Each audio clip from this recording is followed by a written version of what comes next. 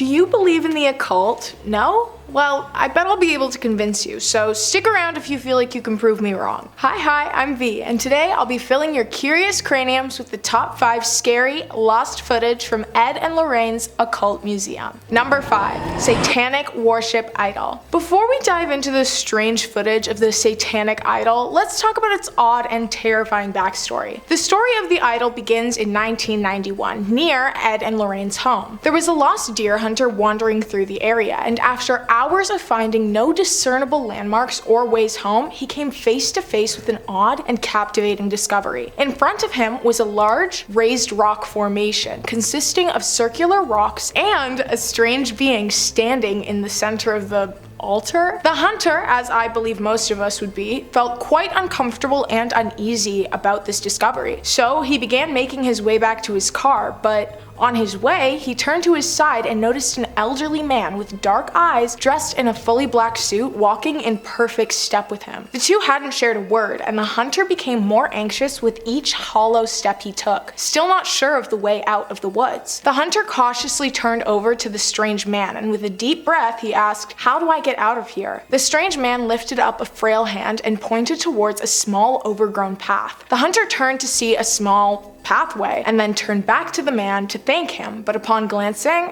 the man was nowhere to be seen. He disappeared as quickly as he had appeared. The hunter escaped the forest, but was so perplexed and intrigued by the strange encounter that he decided to contact none other than Ed and Lorraine Warren. Now, here's where a new, hardly known fact is revealed. Ed and Lorraine almost always investigated reports armed with a camera to capture any footage that they may have missed and for review. Ed and the hunter located the altar, and in a moment of what can only be described as white audacity, Ed removed the demonic doll from the altar and brought it back to the museum. In the footage, the strange elderly man can be seen lurking in strange corners of the screen, materializing in random positions throughout the footage. The video recording also cuts out frequently, and strange humming noise can be heard along with the glitches. Ed and Lorraine kept the footage under wraps due to the effects that the doll had on Lorraine. And if you'd like to find out more about that reasoning, check out our video on cursed artwork in the Warren Occult Museum. Number 4.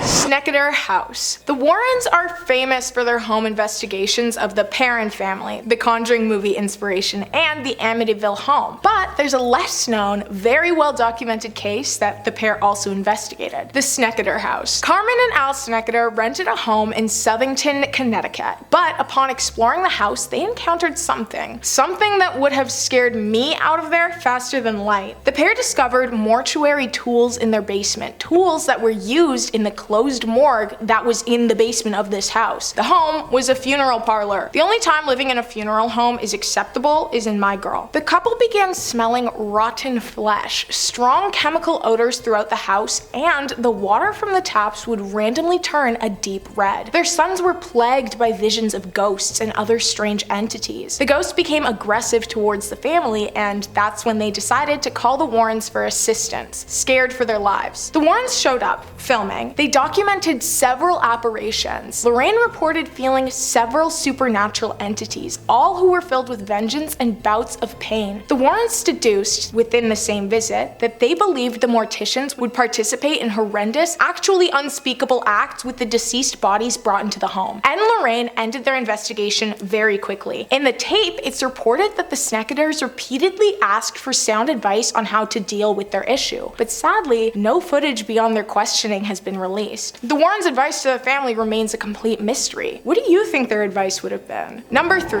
The Black Lace Veil. Right in the middle, we're going to talk about an event that had many eyewitnesses and was likely captured in some degree by recording equipment. Following one of their public lectures, Ed and Lorraine Warren were approached by a young couple, Alan and Lonnie. Alan had brought Lonnie to the lecture because he suspected that she was under the influence of the occult. He described a disturbance. When Lonnie became angry, her features would morph and transform into a creature resembling a wolf, and an entirely different voice would emerge from her. Just as Lorraine joined the conversation, a shocking incident unfolded. Lonnie experienced an instantaneous possession and lunged aggressively at Lorraine, utterly terrifying everyone present in the room. Ed swiftly escorted the couple to a backstage backstage room where Lonnie was fully under possession, her face distorted into the aforementioned wolf-like appearance. After about 10 minutes, the possession subsided and Lonnie revealed her disturbing experiences of memory loss and losing time over the past few months, which, as you know, are all very common symptoms of possession. Lonnie confessed that she had resorted to witchcraft after failing to win Alan's affections. She performed a ritual that involved a black lace veil and a crown of goat horns, renouncing her faith and swearing allegiance to Satan. In a month,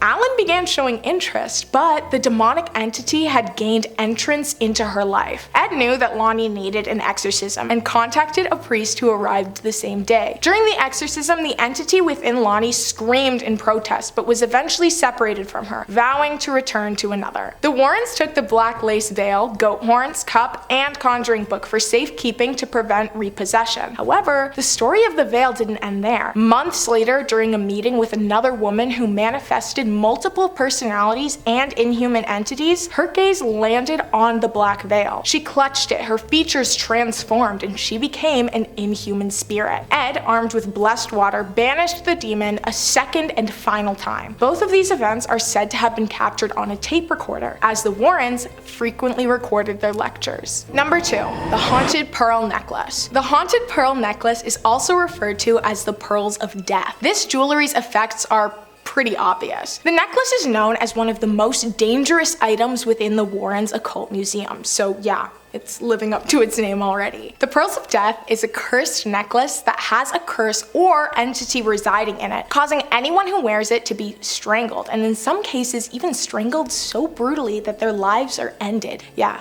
Death by a necklace. I'm starting to rethink my stance on that gorgeous blue diamond necklace. If you know, you know. It's an inside joke. Only my faves know what I'm talking about. One of their former owners commonly reported being choked while wearing them, even waking up with red marks on her neck after sleeping in them. The pearls are also extremely difficult to remove. Well, they're difficult to remove from the living. Ed and Lorraine Warren kept these pearls heavily guarded and surveyed, and if you're like me, the word surveyed raises excited alarm bells. That's right.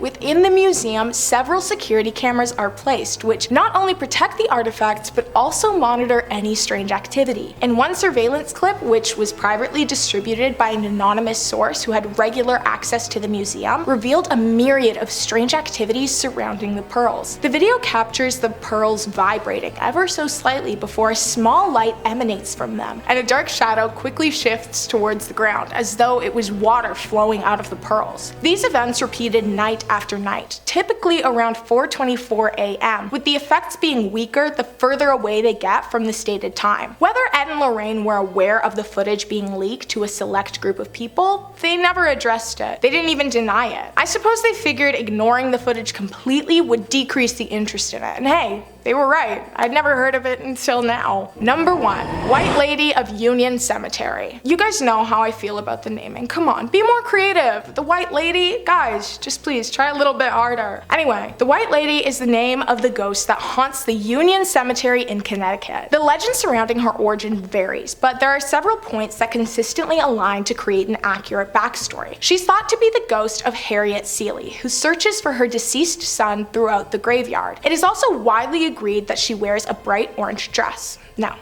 I'm kidding. Obviously, she wears a white dress, and you bet your bottom dollar it's a flowy one. The ghost was often seen by locals. She frequently spooked the citizens of the surrounding area, jumping in front of cars, appearing in their periphery, and then disappearing. Ed Warren was heavily interested in this apparition, so he set out on a quest to record this ghost for himself. Yes, for himself. As I said, they don't enjoy sharing their findings. Maybe the ghosts value privacy and Ed signed an NDA or something, I don't know. But the NDA didn't apply to the pair's son-in-law, Tony Spera, because shortly after their passing, he released the full footage. The footage begins by panning over a darkened cemetery, and there's definitely a heavy air surrounding the entirety of the footage. While panning over the rows of graves, a glowing human figure wearing a long white dress was spotted moving behind a tombstone, like it was playing hide and go seek. No close-up shots of the spirit were caught, and the camera wasn't very good, so any distinct details that the ghost may have remain a mystery. The video was reviewed by skeptics, and it was actually widely agreed that the footage was not doctored in any way. But not only that, the figure seen was not just an illusion or a filming trick. The being is in fact there. Ed Warren did manage to capture evidence of a ghost on camera, which is pretty amazing. Even though I'm not obsessed with him as a person, his career and accomplishments are right up my alley. That brings us to the end of today's list. Which of these tapes have you been lucky enough to see? If you can find them, comment the link down below. I'm desperate. Thank you so much for hanging out with me today. I hope you enjoyed the video, and of course, I hope you learned something. Keep it curious. Bye!